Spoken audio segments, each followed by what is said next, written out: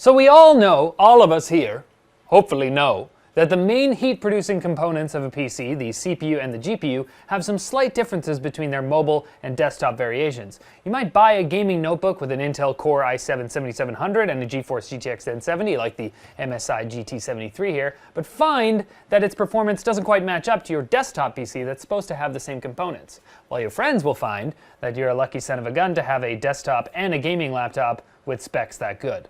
But how big is the difference between mobile and desktop processors, and why do we see that disparity? That's what this video... That model had a Core i7-6820HK processor and a 4K screen. This model's a new one. It's got a Kaby Lake Core i7-7700HQ, a 1080p screen, and a GTX 1070, which is the same as the previous one. Now, to have something to compare this laptop against, I threw together this build with a stock Core i7-7700K and an MSI TwinFrozer 6 Gaming X GTX 1070, also using MSI Z270 Gaming M5 motherboard to keep everything MSI. Both systems also have 16 gigabytes of DDR4 memory. Now, of course, these two systems are not completely identical. The desktop RAM is clocked at a higher frequency than the laptop, their cooling setups are different, storage is different, but those are all differences you'd expect to see comparing a laptop to a desktop. For my testing, I wanted to get a general picture of the performance gap between the desktop and mobile versions of the same parts, the CPU and the GPU. Now, I know you guys love benchmarks, and who doesn't?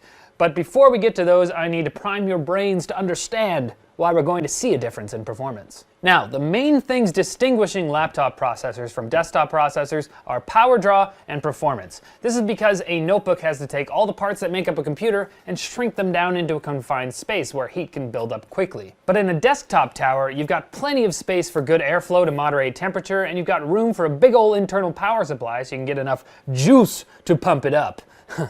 The specs for these two CPUs illustrate that pretty clearly. While both processors have the same number of cores and threads, the Mobile 7700HQ has about half the thermal design power, or TDP, at 45 watts to the 7700K's 91 watts. Base and boost clock are also quite a bit lower, and it's also got 2 less megabytes of L3 cache. These changes allow the laptop part to tone down its performance enough that it doesn't overheat. Now, in the past, Intel has made the mobile version of a given CPU model have a different number of cores and threads than the desktop version sometimes, but with Kaby Lake, we don't really see a lot of that. For the most part, the specs that vary are the ones I listed earlier. Now, on the GPU side, we've got the same amount of transistors, GDDR5 memory, and pretty much the same memory bandwidth. What's different is the clock speeds. 1442 MHz base clock in the GT73 to 1607 MHz in the desktop GPU, although this Gaming X 1070 is in OC mode. Regular gaming mode base clock would be 1582 MHz. Now, supposedly to partially offset the loss in performance by the decrease in clock speed, the Mobile 1070 has 148 more CUDA cores, also known as unified shaders. Presumably, having more cores running at a lower clock speed can moderate temperature a little bit.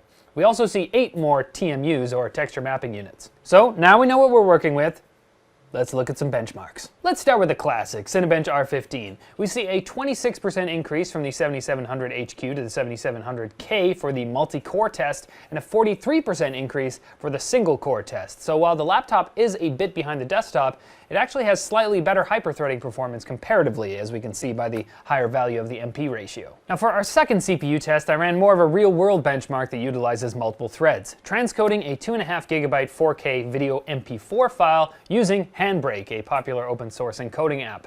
And with Hardware Monitor and Task Manager open, we could see the live changes in temperature. 7700K finished the encode in 15 minutes and 14 seconds, reaching a max temperature of 86 degrees. The 7700HQ finished in 22 minutes and 6 seconds, reaching a max of 76 degrees. So there's a great illustration of what separates these two processors. The increased power draw and clock speed on the desktop make it finish faster and run hotter, while the laptop takes longer and runs cooler. Now, do keep in mind through all of this that we haven't overclocked or done any tinkering with these systems' performance presets, and we could probably squeeze out a bit more juice from both of them if we wanted to, but I don't.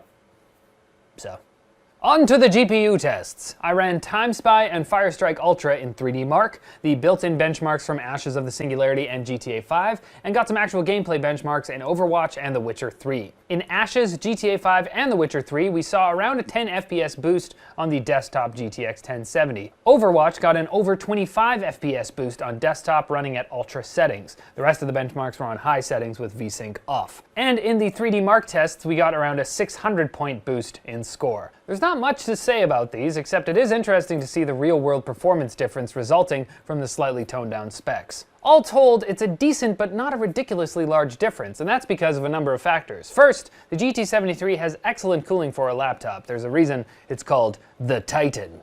It's even got a button to put the fans on full blast, which I will show you now.